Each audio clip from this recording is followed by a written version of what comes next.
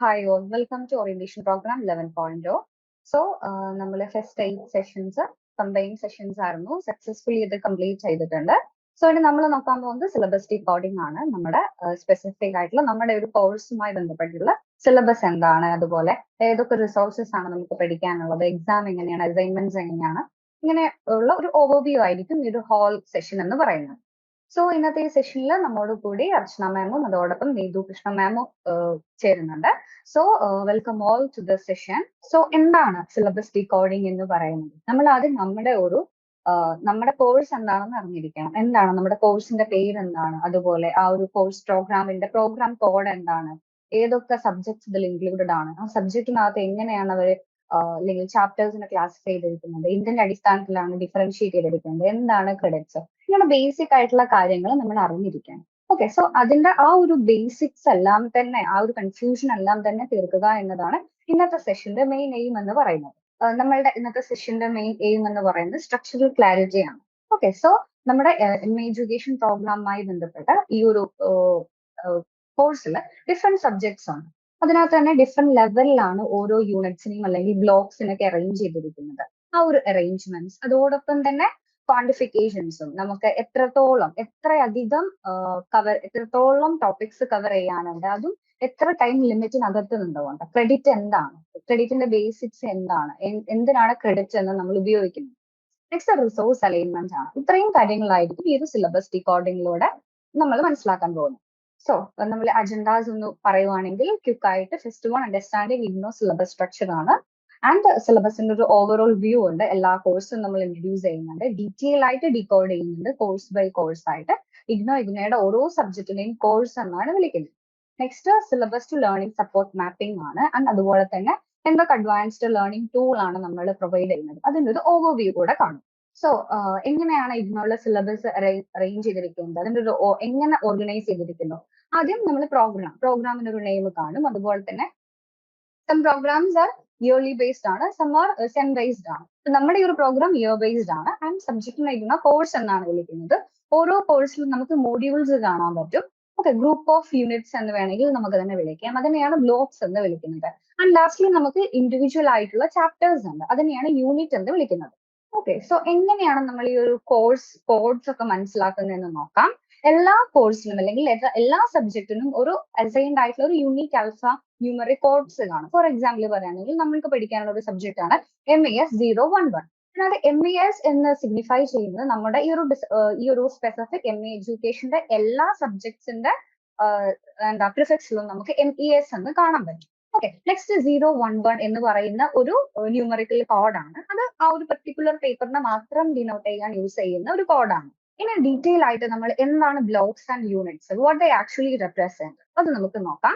So blocks എന്ന് പറയുമ്പോൾ നേരത്തെ സൂചിപ്പിച്ചിട്ടുണ്ടായിരുന്നു, ഡിഫറെന്റ് ആയിട്ടുള്ള യൂണിറ്റ്സിനെ കമ്പൈൻ ചെയ്തിട്ടാണ് ബ്ലോക്സ് ആയിട്ട് കാറ്റഗറൈസ് ചെയ്തിരിക്കുന്നത്. ഓക്കെ, നമ്മുടെ സ്ട്രക്ചറൽ മാപ്പിംഗിലോട്ടേക്ക് പോവുകയാണെങ്കിൽ ഫസ്റ്റ് കോഴ്സ് എന്ന് പറയുമ്പോൾ ആ ഒരു specific subject. For example MES 011 എന്ന് പറയുന്ന സബ്ജക്ട്, അതിനകത്ത് ഫോർ എക്സാമ്പിൾ ഇപ്പോൾ 6 യൂണിറ്റ്സ് 6 ബ്ലോക്സ് ആണെങ്കിൽ ബ്ലോക്സിനെയാണ് നമ്മൾ മൊഡ്യൂൾസ് എന്ന് വിളിക്കുന്നത്. ഡിഫറെന്റ് യൂണിറ്റ്സിനെ കമ്പൈൻ ചെയ്തിട്ടാണ് ബ്ലോക്സ് അറേഞ്ച് ചെയ്തിരിക്കുന്നത്. ആൻഡ് ലാസ്റ്റ്ലി യൂണിറ്റ്സ്, അതൊരു ഇൻഡിവിജ്വൽ ചാപ്റ്റേഴ്സ് ആണ്. അത് കൂടുമ്പോഴാണ് ബ്ലോക്സ് ആയിട്ട് മാറുന്നത്. ആൻഡ് വൺസ് നമ്മൾ ബ്ലോക്സ് കവർ ചെയ്യുകയാണെങ്കിൽ നമുക്ക് കോഴ്സ് കവർ ചെയ്തു എന്ന് തന്നെ പറയാം, ആ ഒരു സബ്ജക്ട് ഫിനിഷ് ആക്കി എന്ന് പറയാം. നെക്സ്റ്റ് ക്രെഡിറ്റ്സ് ആണ്. ആക്ച്വലി എന്താണ് ക്രെഡിറ്റ്സ് എന്ന് മീൻ ചെയ്യുന്നത്? ചില സബ്ജക്ട് 4 ക്രെഡിറ്റ്സ് ആണ് ആൻഡ് സം സബ്ജക്ട് 6 ക്രെഡിറ്റ്സ് ആണ്. ക്രെഡിറ്റ്സ് എന്ന് സിംപ്ലി പറയുകയാണെങ്കിൽ ടൈം ആണ്, എത്ര അവർ നമ്മൾ ഒരു പെർട്ടിക്കുലർ കോഴ്സിന് വേണ്ടിയിട്ട് സ്പെൻഡ് ചെയ്യണം. സോ ഒരു ക്രെഡിറ്റ് എന്ന് പറയുമ്പോൾ that is equal to 30 hours. So 4 credits എന്ന് പറയുമ്പോൾ 30 times 4 times 30, 120 hours ആണ് നമ്മൾ സ്പെൻഡ് ചെയ്യുന്നത്. 6 ക്രെഡിറ്റ്സ് എന്ന് പറയുമ്പോൾ ടോട്ടൽ 180 hours നമ്മൾ ആ ഒരു പെർട്ടിക്കുലർ സബ്ജക്റ്റിൽ അല്ലെങ്കിൽ 6 ക്രെഡിറ്റ് ഉള്ള ആ ഒരു സബ്ജക്റ്റിന് വേണ്ടിയിട്ട് സ്പെൻഡ് ചെയ്യണം. നെക്സ്റ്റ് ഡീറ്റെയിൽ ആയിട്ട് നമ്മൾക്ക് സിലബസ് ഡീകോഡിംഗ് ചെയ്യാം, ഓരോ കോഴ്സ് എടുത്തിട്ടോ അല്ലെങ്കിൽ ഓരോ സബ്ജക്ട് വൈസ് ആയിട്ട്. സോ നമ്മൾ നേരത്തെ പറഞ്ഞു ഡിഫറെന്റ് കോഴ്സസ് ആയിട്ടാണ് അല്ലെങ്കിൽ ഇഗ്നോയുടെ സബ്ജക്റ്റിനെ സിഗ്നിഫൈ ചെയ്യുന്നത്. ഓക്കെ, MES 011 പോലെ എക്സാമ്പിൾ പറയുകയാണെങ്കിൽ അതിനകത്ത് ഡിഫറെന്റ് ബ്ലോക്സ് കാണും, യൂണിറ്റ്സ് കാണും. ആൻഡ് എല്ലാം തന്നെ തിയറി ടൈപ്പ് ആയിട്ടാണ്, എല്ലാം നമുക്ക് എക്സാമിന് എഴുതാനുള്ളതാണ്. ഓക്കെ, പ്രൊജക്ട് ആയിട്ടൊന്നും ഈ ഒരു ഫസ്റ്റ് ഇയർ ടൈം നമ്മൾ എത്രത്തോളം സ്പെൻഡ് ചെയ്യും. സോ നമ്മൾ പ്രോഗ്രാം ഒന്ന് ഇൻ നട്ട്ഷെൽ MA എഡ്യൂക്കേഷനിൽ ടോട്ടൽ 6 കോഴ്സസ് ആണ് ഉള്ളത്. That means we have 6 subject to learn. Okay, and total credits. ഈ ഒരു total 6 സബ്ജക്റ്റിന് വേണ്ടിയിട്ട് they have to spend 34. Okay, 34 ആണ് credits പറയുന്നത്. 34 times 30. Okay, and course type 100% theory തന്നെയാണ്. Okay, നെക്സ്റ്റ് നമ്മൾ പ്രോഗ്രാം കോഴ്സ് ഒന്ന് നോക്കുകയാണെങ്കിൽ നമ്മൾക്ക് 6 പ്രോഗ്രാംസ് ആണുള്ളത്. First one MES 011, second MES 012, and third MES 013, fourth MES 014, fifth MES 015, and lastly MES 016. So നമ്മൾ കോഴ്സിന്റെ ലിസ്റ്റ് ഒന്ന് എടുക്കുകയാണെങ്കിൽ അതിന്റെ ക്രെഡിറ്റ്സ് ആൻഡ് ടൈപ്സ് കൂടെ ഒന്ന് അനലൈസ് ചെയ്യുകയാണെങ്കിൽ MES 011 എന്ന് പറയുന്നത് അതിന്റെ കോഴ്സ് ടൈറ്റിൽ അണ്ടർസ്റ്റാൻഡിംഗ് എഡ്യൂക്കേഷൻ ആണ്. 4 ക്രെഡിറ്റ്സ് ആണ്. We have to spend at least 120 hours and the theory paper. Next one MES 012, education, nature and purposes. 6 ആണ് ക്രെഡിറ്റ് വരുന്നത്, തിയറി പേപ്പർ ആണ്. Next MES 013, learning, learner and development. 6 ആണ് credit വരുന്നത്, theory paper ആണ്. MES 014, societal context of education. 6 ആണ് credit, theory paper ആണ്. MES 015, operational dimensions of education. 6 ആണ് credit വരുന്നത്, തിയറി പേപ്പർ ആണ്.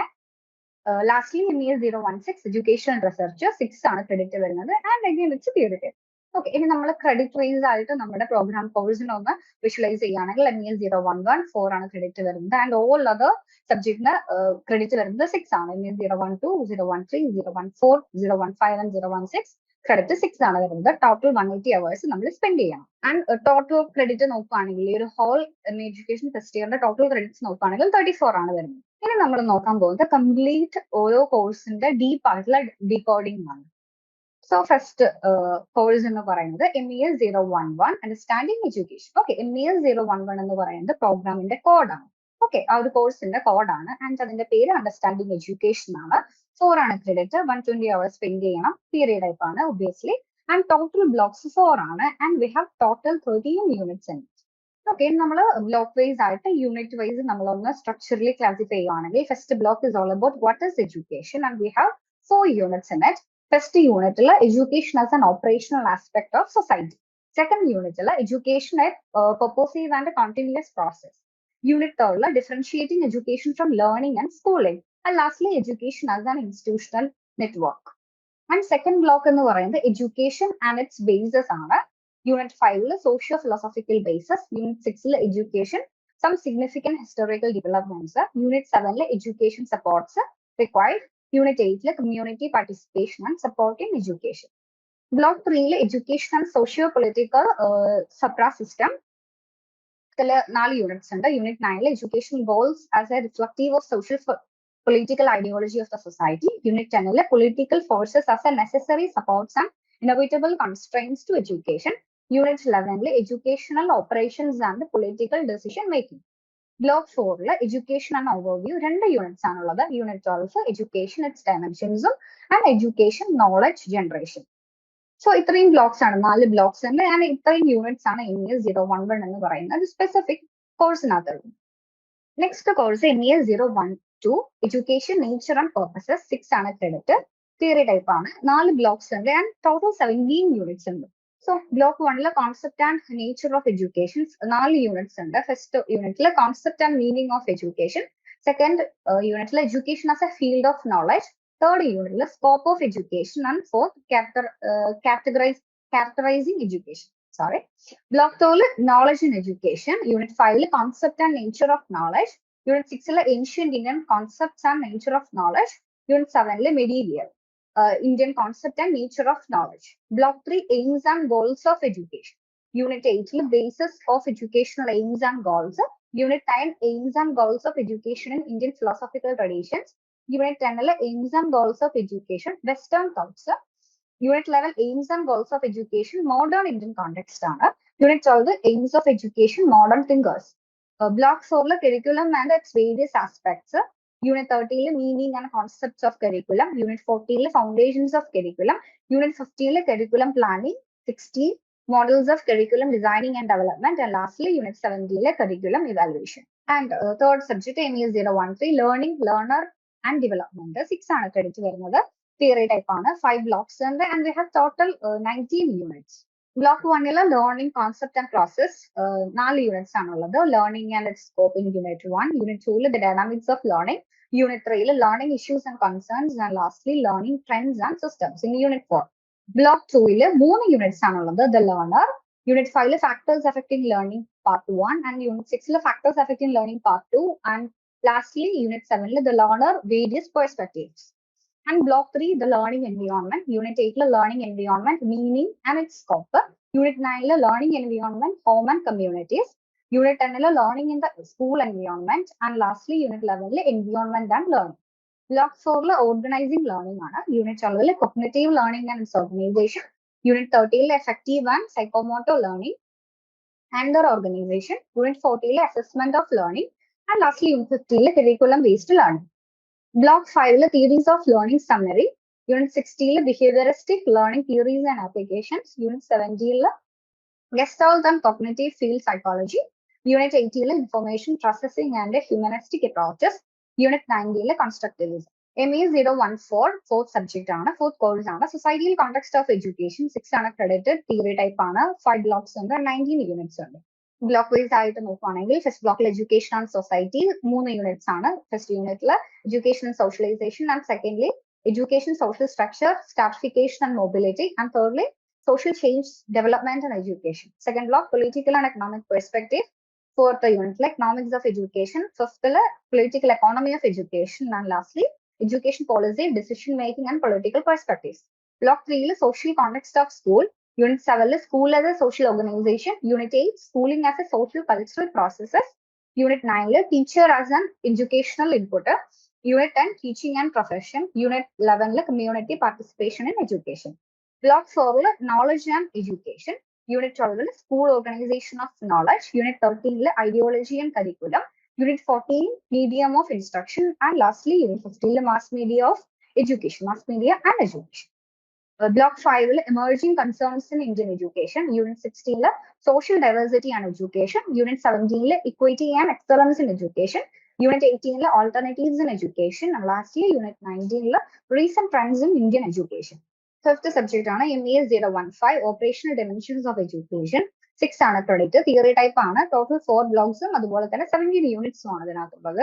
Block 1 educational operations at macro level 5 units ഉണ്ട്. First unit organized operations of education part 1, second organized operations of education part 2, Unit 3 innovative alternate models of education, Unit 4 education's role in India, Unit 5 informal education.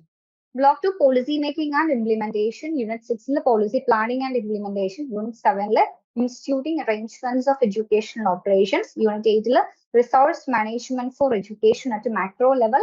Unit 9 program and institutional evaluation. Block 3 educational operation at a micro level. Unit 10 organizations of learning experience in face-to-face mode. Unit 11 organizations of learning experience at micro level through ODLS. Unit 12 curriculum transactions in classroom situations. Unit 13 curriculum transactions in ODLS. Block 4 curriculum transactions eval.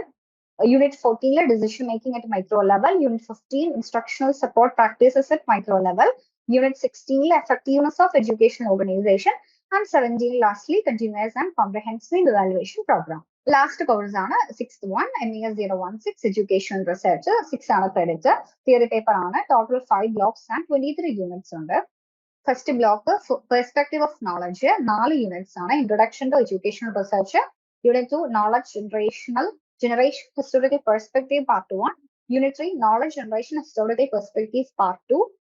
Unit 4 approaches to educational research. Block 2 types of studies ആണ്. Unit 5 descriptive research. Unit 6 experimental research part 1. Unit 7 experimental research part 2. Unit 8 qualitative research. Unit 9 philosophical and historical studies. Block 3 research design ആണ്. നമുക്ക് 10th unit identification of problem and formulation of research questions and Unit 11 hypothesis nature of formulation. Unit 12 sampling and lastly Unit 13 tools and techniques of data collection. Block 4 data analysis ആണ്. Unit 14 quantitative descriptive data analysis ആണ്.